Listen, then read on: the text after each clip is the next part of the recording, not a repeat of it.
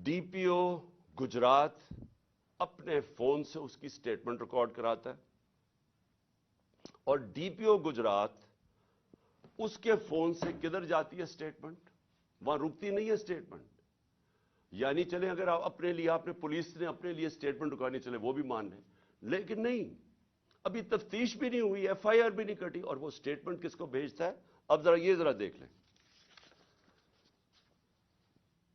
वो रिकॉर्ड करवाता है 1 घंटे के बाद स्टेटमेंट, लेकिन 6:01 में गरीदा फारूकी ट्वीट करती है। वो 6:02 वकार सती जिसने पहले वीडियो रिलीज की थी वो ट्वीट करता है।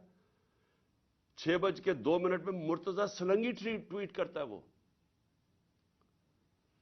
हामिद मीर 6:03 पर ट्वीट करता है। और जो आपको पता है कि हमारा कितना खैर ख्वाह चैनल है जियो न्यूज, वो 6:04 पे करता है ट्वीट, यानी प्रोग्राम उसके पर दिखाता है वही उसकी स्टेटमेंट। और फिर समा आपको अगला पता कि वो हमारा कितने खैर ख्वाह चैनल है, यानी चुन के उन चैनल्स को ही भेजा जाता है, वो करता है, वो भी 6:04 पे करता है, और उसके बाद फिर बाकी चैनल्स आती हैं। तो सबसे पहले डीपीओ जो स्टेटमेंट रिकॉर्ड कराता है उसकी, वो सबसे पहले जाती है उन रिपोर्टर्स को जो कि सबको पता है कि इस वक्त तहरीक इंसाफ के मुखालिफ है।